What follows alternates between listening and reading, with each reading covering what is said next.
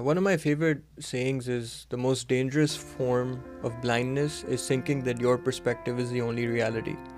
And the biggest problem that most people have is they think that their perspective or opinion is the only one that matters.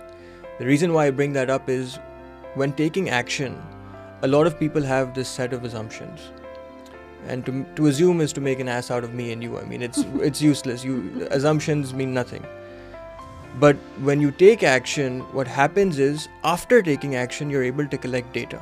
And that data gives you a bit of a reiteration or a kick on the butt that says, you know what, this is the path you should be taking for yourself. So action, I have this framework in my book called Action Over Ideation.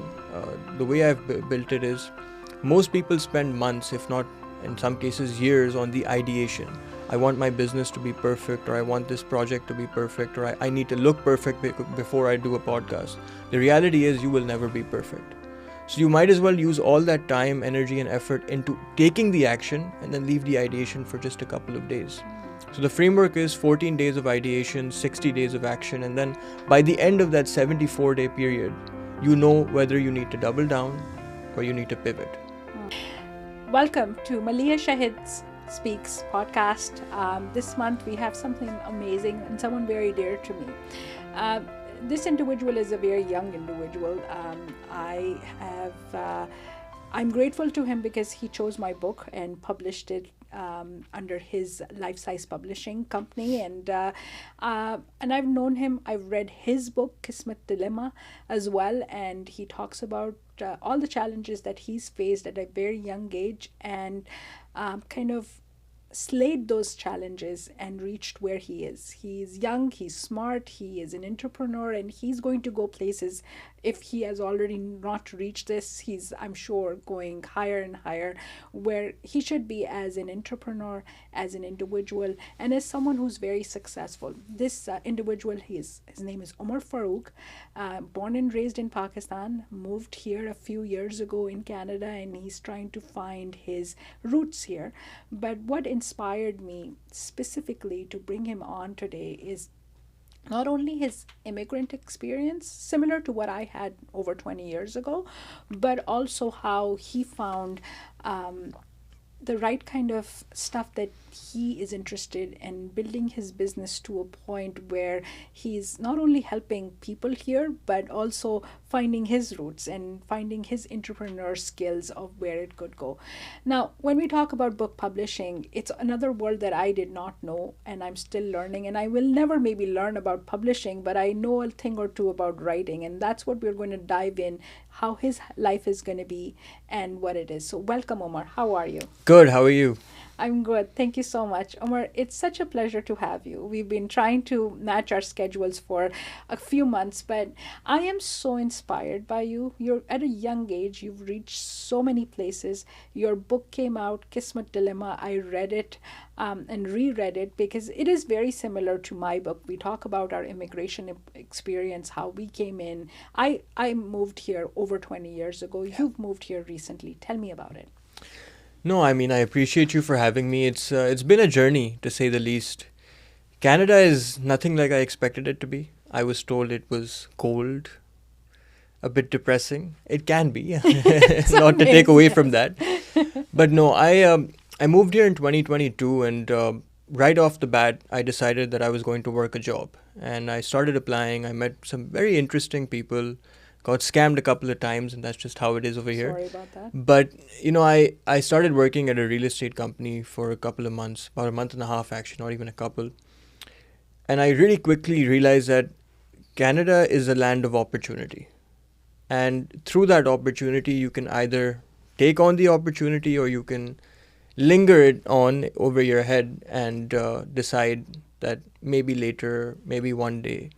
But I decided, again, within a couple of months of moving here, that I was going to take action. And I decided on starting a talent management company with no prior experience, and again, not knowing anybody in Canada. But like I said, it's a land of opportunity. And one of the first clients I ever met was actually an Olympian. Wow. He was a former Olympian, two-time CFL champion, 6-time Hall of Famer. So this was somebody who was unreachable. Like if I were in a country like Pakistan, Olympian, no way. Like he's not even speaking to me. But this man met me off of a LinkedIn message, and I ended up doing business with him. Now it's been 3 years I've been working with him. So one man gave me one opportunity, and then through that I was able to meet some really successful people all around Canada and North America. So it's been a journey.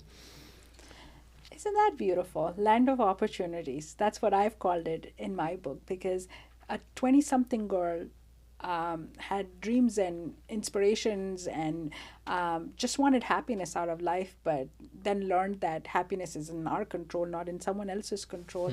Umer, you've talked about land of opportunities, and you have talked about taking action. I'm very inspired by these two things. What does taking action means to you? How fast is taking action, in your opinion? Yeah, one of my favorite sayings is the most dangerous form of blindness is thinking that your perspective is the only reality. And the biggest problem that most people have is they think that their perspective or opinion is the only one that matters. The reason why I bring that up is when taking action, a lot of people have this set of assumptions. And to assume is to make an ass out of me and you. I mean, it's useless. Assumptions mean nothing. But when you take action, what happens is after taking action, you're able to collect data. And that data gives you a bit of a reiteration or a kick on the butt that says, you know what, this is the path you should be taking for yourself. So action, I have this framework in my book called Action Over Ideation. The way I've built it is most people spend months, if not in some cases years, on the ideation. I want my business to be perfect, or I want this project to be perfect, or I need to look perfect before I do a podcast. The reality is you will never be perfect. So you might as well use all that time, energy, and effort into taking the action and then leave the ideation for just a couple of days. So the framework is 14 days of ideation, 60 days of action, and then by the end of that 74-day period, you know whether you need to double down or you need to pivot. So that's what my relationship with action has been. I think the reason why I've had this success, I mean, you can call it a success for me, it's the reason why I have fulfillment in my life is because I just spend no time on the ideation. I have an idea, I want to put it on paper as quickly as possible, and then I want to do it as quickly as possible. Oh my God, that's so inspiring. Do you think it's a generational thing for you, or it is what you have seen around you? I think you were doing another podcast actually recently and you were talking about trauma. I think my life is driven by trauma, but not my own trauma. It's a trauma I've seen the generations before me go through. And you obviously, your book is the reason why it resonated with me right off the bat when I read it for the first time. I actually finished it in one setting. Like and that's a huge compliment because although I am a publisher, I do not enjoy reading. But I finished it in a setting right before I started my day. It was between 6 a.m. and 8 a.m. And for me, it's just, I've seen what our people as a whole have had to go through. You know, Pakistan went through a very bad war with India. It got separated. Then there was a separation with Bangladesh. So, I mean, it's been trauma after trauma after trauma. People have lost not just their lives, but everything that they've built with their own hands. And they've had to rebuild. And my grandfather, who actually has the same name as I do, I was named after him, went through that same struggle, him and his brothers, his siblings, his father. They lost everything when they had to migrate to Pakistan, and then they rebuilt. And seeing that, I realized that this life that I have is a privilege for me. Now, I can live off of my father. There is no question about it. And I know a lot of people who do that, especially from where I come from, with the families that they're from. But I decided early on that yes, that would be a great life and I'd have lots of nice material things, but where is the sense of fulfillment in that? So I decided, and this all comes from God, I decided at a very young age that I needed to do something for myself and for my people. So my purpose comes from helping my people, but it stems from the trauma I've seen in my life. That is true. That's what it is. I think my parents, or specifically my mom, lived through the trauma of separation. She still talks about it. She's still afraid of many things. And I talk about it in my book that a lot of stuff that I said, because I'm more verbose and I've always been one. I've always said whatever is in my mind, and I've got in trouble because of it, because her traumas were, oh my God, she's a girl. Oh my God, what is going to happen? She's a girl in the society that we lived in. It's interesting. But coming back to the fact that we are in a society, a Canadian society, that gives us so many opportunities, and where ideas in action and pivot or double downing on it there's so much opportunity, right? For me, I'm not going to talk about me, but what I wanted to say is that that's what I felt. That's what I said, that the canvas is so wide, it's so open that we could take in everything. So when you started that one thing of talent management and you got the first opportunity, do you think that that is very well aligned with just Canada alone? Or can that happen anywhere else? I feel it's very, very Canada. This is my opinion, but I would love to hear yours. Yeah, I agree. I think it is very Canada. I mean, let's take the Olympian or CFL champion, the titles aside. Just looking at it from a human to human, I think the acceptance of other people over here is very different. And I'll give you an example. If you have a group of friends, let's say you're 5 friends who've known each other for 20 years, and a new person comes into your friend group, you're not trusting that friend right off the bat. It's going to take you years for you to build that level of trust that you have with your friends that you've known for 20 years. Similarly, in Canada, it's not the case. This client that I had worked with and the clients I have right now, these are people who were born, raised here. They built this country. This is not a very old country. But they're still giving somebody who came 4 years ago the opportunities that they'd give anybody else. So it is definitely exclusive to Canada, one. And then two, Canada is diverse. And I lived in London. I've lived in Pakistan. I've traveled to over a dozen countries now, alhamdulillah. Canada is just such a diverse country. And we thrive in that diversity. The difference between Canada and America is that America is trying to get rid of that culture and that diversity. When you get rid of culture and diversity, you're diminishing the whole point of living together. You're diminishing the point of having relationships with people who are different than you. You're diminishing your roots, in my opinion. Yes. Culture is everything for me. And in municipalities, when they do their strategic plan or their anything, it is all about culture. And earlier on, we are going to go for lunch. We just talked about what is this town, Whitby, is known for. And we talked about our downtown, our food culture, our so many other things, right? It's all about that. It's those values, I believe, and I've mentioned it again and again in my book. It's the values that we are aligned with, and the values are our culture values, our diversity, our integrity, our truth to a lot of things, and that cannot be diminished. That is the first and foremost thing. So coming back to your book, you talk about kismet. Kismet in English is fate, right? So sometimes we give ourselves that comfort, and that comfort, it's fate didn't align or something like that. Can you dive into it? I have my own opinions on it, but I like to always hear other people. So what is fate for you? What is fate for you? What is kismet for you? And how it has led you to where you are right now? Yeah, it's a good question. So the symbolism I used throughout my book is the symbolism of a maze. And the maze is a representation of what my life has been.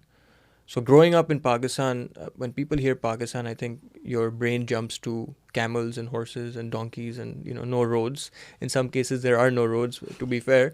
We make our own roads. We make our own roads. We make our own rules. Yes. But it's not as backwards as a lot of people think it is. So I came from a lot of privilege, and because I was able to see all that privilege from a very young age, and then when I moved over here, the maze, or what I had to go through, was I've been given everything my whole life. I've had an abundance of anything that I could possibly want in Pakistan, but now I have to come here and stop at a red light signal. Yeah, you do. And I have to get a license. I have to get insurance. What is this? So again, that maze. But the real challenge that I faced over here was the difference in how people interacted with each other. Over there, because I was already running a company in Pakistan, my biggest challenge was people. It was a lack of professionalism, the lack of integrity. What you were saying, values. What's the difference between us and animals? It's just our values, our principles, right? And the best thing about Canada is people have so much integrity. And what I was able to see here, and tying this back to the kismet or the faith thing, is that because of these values and these principles that people live by over here, and that this whole country as a whole lives by, my fate was reshaped.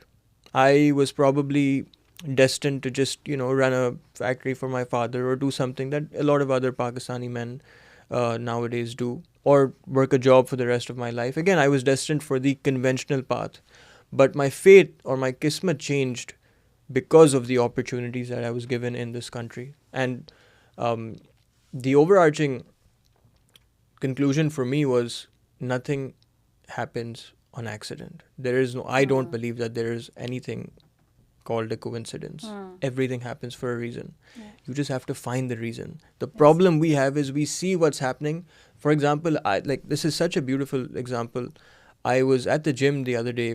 This is day before yesterday, and there's this one creator that I've been wanting to work with for a very long time now. Huge creator, very successful. I see him in the gym. No this way. is somebody who's from Miami. He lives in Miami, but I see him in Oakville at my gym, and I'm like, oh my God. Now, in the moment, I was like, I'm going to go up to him. It's going to be embarrassing. I'm going to introduce myself and I'm going to ask him to come on my podcast. But I did it. And now he's coming on my podcast. The point is that, yes, it was a coincidence, but I didn't see it as a coincidence. Yeah. I saw it as God is telling me, go to this person, introduce yourself and make it happen. And I did it. So it's a choice you have at the end of the day. That is true. That is true. So coming back to that conversation we had over a year ago, and you were saying, Maleeha, why don't you're looking to bring a lot in your career, and one of them was speaking, and you had asked me whether I have done any TED speaking, and I'm like, no, where do you do that? How do you do that? What happens? And you know what happened? The TEDx people came to me, walking to me. Whether I manifested it or how it happened, I'm getting goosebumps actually. It just happened. And now I'm training to be a TEDx speaker, which is absolutely beautiful because I think I'm going to find a question in here. It's not a statement, but it's something like this. If you're on a quest for something, it will walk towards you. I believe that. Whether some people call it manifesting, you call it fate, you do not consider it a coincidence, but maybe everything is written, maybe it's not. How do you find that when you're on a quest to finding things? I call them green lights. I call them my personal green lights, or reflections of whatever you've set your path, your intuition, it will come to you. What do you think? Can we dive on this a little bit? One of my favorite sayings is actually from the US Army. They use it for their new members that join. It's fortune favors the bold. I think everything comes down to how bold you can be and how willing you are to take risks. Because at the end of the day, the only difference between me and somebody who was born and raised here is they speak better English than me. That's it. They don't have an accent like me. That's the only difference on the surface. But the other difference is who has a bigger risk appetite, who is willing to take as many risks as you can humanly take to get to whatever it is that your desired outcome is. So to your point, my green lights have always just been keep showing up. And one of my clients, he says the hardest thing you can do is show up. 50% of the work is done when you show up. So as long as you show up in the morning, you're there. Even if your hair is messy, you're wearing torn clothes, it doesn't matter as long as you're showing up. Yeah. Here's what it is. Do you have to be perfect to show up? Absolutely not. No. Absolutely not.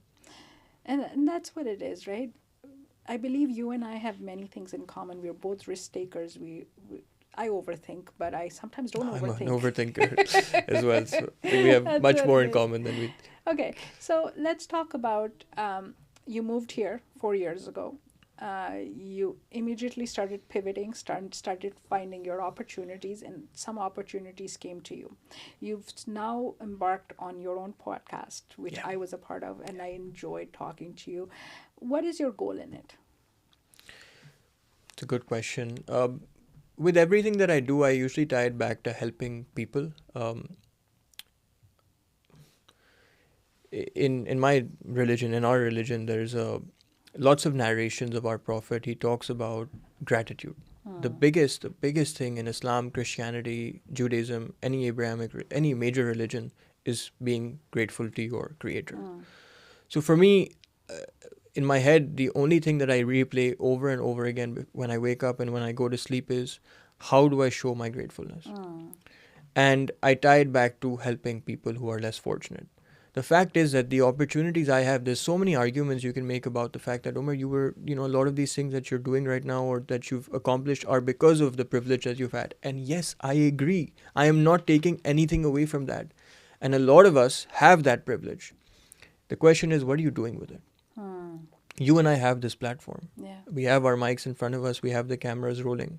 We can talk about the most horrendous things. We can promote degeneracy. We have that option. We'll probably get more views and make more money off of it. No. But the second option is we use our platform for good. We share good stories. We share self-help. We share stories so people can learn and then fix their own lives. So back to your question, the purpose of the podcast, of my companies, of everything that I do is I take everything that I'm able to achieve from that, the platform, the money that I make, the people that I have in my team, and I use it for good, for the greater good. That's amazing. And that's what it is, right? And we've talked about this many times. We've talked about division in our society, polarization in our society. And this podcast is giving a lens to my world. All the positive people who make such a huge difference in my life and for the community, I want to highlight them in a way where, there's so much goodness in our world. There is so many things that we can be hopeful for a society that we will leave for our generations to come. There's so many good people, so many good things that are happening, so many good people who are contributing to the society and so much more, so many people who are new to Canada, so many people who are going to be Canadians are contributing so much. So let's come back to this one pressing question that I have. Do you think that you and I, who are always striving for opportunities and taking them and bringing them, aligning them to our values, do you think everybody has that? Do you think everybody has those opportunities? It's just a matter of claiming those opportunities? I definitely think everybody has opportunities, not the same opportunities. I think the worst thing you can do is compare yourself to somebody else. We all have our own capacities. And the one thing I like to talk about often is there are people who want to be billionaires on this earth, and there are people who would never even consider being a billionaire, even if you give it to them. The point I'm trying to make is that everybody has a different interpretation of what this life is. And to your point, you'll get the opportunities that align with your values and what your desired outcomes are. Everybody will get them. It's just a matter of will you take them or not. The biggest complaint I see, especially with young people, is, I'm stuck in my job, I'm stuck in my 9 to 5, or I'm stuck in this rat race and I want to get out of it. But the second part of that statement will be to make a lot of money, to buy a lot of things, to get a new car, a new house. And my follow-up question to all of that is why? When you get the new house, then what? When you get the new car, then what? And then there's always this silence that's created in the room that, you have a point. So if the job you're doing right now, the 9 to 5, or even the small business that you're running, whatever it is, if it's fulfilling for you, if it's paying the bills, sure, you're not a millionaire or a billionaire, but if it's paying the bills and you have this sense of fulfillment, then be happy with that. Help the people around you. Your small business it's the heart of a country. The majority of businesses in Canada and America and all over the world are small businesses. The other problem is capitalism actually is bad for small businesses because they want to take small businesses out of the equation. I digress, but the point I'm trying to make is that everybody has opportunities, not equal opportunities. Everybody has opportunities. It's just how willing you are to take on the opportunities. That is true. We talked about happiness and fulfillment. I talk about that a lot in my book. And I specifically talk about that because I learned that a little later, because I truly believe that happiness is in our control. It's a very personal thing. You cannot say that, Omar, you can bring happiness to me. It doesn't happen like that. And you're also bringing the topic towards the fact that you've talked to many individuals and they're like, okay, I want to make money and that's going to bring me happiness, or I want to buy this and that's going to make me happiness. It's all the material stuff, right? But what about the non-material stuff? What about the happiness? Do you really think that if I believe happiness is a personal thing, do you think that is true? Yes and no. Okay. I think that we're so obsessed with this whole happiness thing that we forget what the purpose of life is. happiness comes from moments. There are moments of sadness, of grief, of happiness. It's an emotion just like anything else. And it's not constant. The example, you and I can have the best lives ever right now. You'll have all the money, you have a beautiful family, you have everything that God can give you. But then like this, you lose your family in a car accident. God forbid. You lose your business. There's so many things that can happen, right? And then that happiness, that state of happiness that you're feeling goes down the drain. Yeah. Overnight. Not overnight, in a split second. In that instant. So the point is, why are we all pursuing this happiness that we've been told through social media and through mass media? Instead of pursuing happiness, let's pursue fulfillment. I think that's the real key to life is it fulfilling to what your desired outcome is? Is the work that you're doing, is the help that you're, is the people that you're helping, is the money that you're making, is it fulfilling to you at the end of the day? Are you happy with how your life is going? I think that's a better metric to track than happiness. From happiness to fulfillment. Interesting. Very interesting. Okay, you talked about something that is getting stuck and people feeling stuck. Yeah. I've heard that so many times. I started reading someone's book just recently, and they were talking about how they felt stuck in their life, that nothing seems good enough. Yeah. I want you to elaborate on that. Yeah, so when I was running my second company in Pakistan, we were doing pretty well. Like I was 19, 20 years old. I was high as a kite, it's like, I'm making money, I'm young, I have my own company, I have people working for me. And COVID hit, we had cash flow issues and I lost the business. It was within a 9, 10, 11 month time span. We were here, built a new showroom, 3-story, had a new team, and then I was here in debt. I was millions of rupees in debt. And I was stuck. The feeling I had and what I kept telling myself was, I'm done, how do I get out of this? I think what really helped me shift my perspective on my situation was I stopped focusing on the bad and I started to try to find the good in all of it. The good was that I gained experience. These years that I invested in building this business, the people that I met, these relationships that I developed, these are all amazing for me. These are an investment in my future. In short term, yes, I owe a lot of people money. I can build payment plans. I've paid them all off. Everything is fine now. The point is that there are going to be lots of moments where we're stuck in our relationships, in our business, at our work. We're stuck. Life is, half of it is you being stuck and not knowing what you're doing, and half of it is barely figuring it out. But as long as there's movement while you're stuck, and as long as you're focusing on the good, trying to find, even if 1% of everything you're going through is good, focus on the good and disregard the bad. I think that's what the winning formula has been for me. So staying positive. You've put it in the best way possible. Small words, as short as possible, staying positive. So we've talked about a number of things. We've talked about how people find happiness versus fulfillment, or fulfillment versus happiness, how people are looking at finding that purpose in life, getting unstuck. And then we talked about opportunities, green lights, or however you want to call it. And I can put a whole spectrum of my own life and talk about green lights everywhere. And it's about taking action, not just diving into the idea and overthinking. I can be a overthinker. We've talked about overthinking. I want you to tell me a little bit about the fact that in this situation where the world is right now, where gas prices are wherever there is, where there are multiple wars going on, the society is agile, we can be stuck, we could be in a situation where there's doom and gloom everywhere, there's division everywhere. How do you see it? How do you stay positive? I think it starts off with acknowledging the fact that there is bad in this world. The worst thing you can do is act like nothing's going on. So you and I can sit over here and we can stay as positive as we tell ourselves, but people are dying. People are affected by this either directly or indirectly.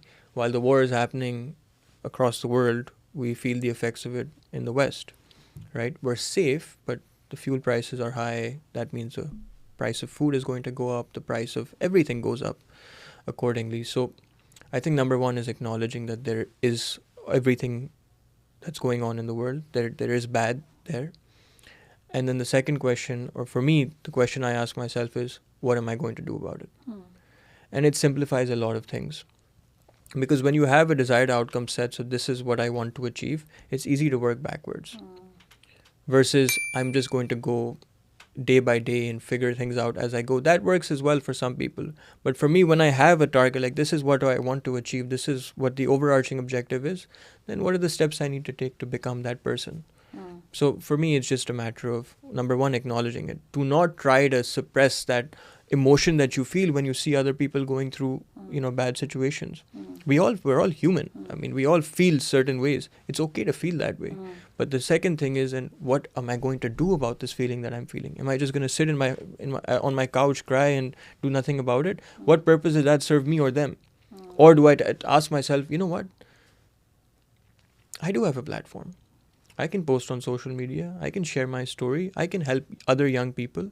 I can share my feelings so people don't feel alone in their feelings. Maybe they can resonate with what I'm feeling. I can build a community around it. Again, it's just a matter of finding the opportunity. And the opportunity usually comes in those really bad down moments for everybody. That is very true. I heard that just recently somebody was saying when you have agility in the society, that's when the opportunities or taking those opportunities are even higher. So today we kind of recapped a lot of things with Umer, and we talked about how we can feel unstuck, how we acknowledge the society right now and the issues right now, the challenges in the society, and by acknowledging them, we can stay more focused on this goal. Umer, I want you to tell me in as short as possible, what would you leave my listeners a message of what is going on in the society, and how would you want to leave the last word for this podcast? I don't know about society, but my favorite quote by Pablo Picasso is, "Good artists copy, great artists steal." You don't need to reinvent the wheel. In anything that you do, be it business, be it life, don't try to reinvent the wheel. Just try to be the best version of yourself. Today we see Pablo Picasso as one of the best artists in modern history. When he was doing it, he wasn't. People looked down on him. People used to say this is trash. But now it's the most valuable art in the world. So good artists copy and great artists steal. So beautiful. It's an absolutely beautiful message. Today's podcast was focused on how we can really find fulfillment in everything that we do, how we can find opportunities, and rather than delving on those ideas, taking action. Umer is a young individual in my life who I totally find inspiration in, because I see so much of me in him, but I also see so much of a better version of someone who's young, who's doing well, and who's so positive and really aligned with a lot of values that I like to see someone in. So an inspiring individual today has shared so much with us. Thank you so much for joining me, for listening, leaving feedback, because what I do at Maleeha Shahid Speaks is put hope outside. Put the word outside. There's so much good in the society. Let's listen. Let's take care of each other. Let's be the best version of ourselves. Thank you for listening. Do all the good things. Subscribe, like. Please leave feedback, because I thrive from your feedback. My podcasts are improving every single day because of you. Thank you so much for joining in.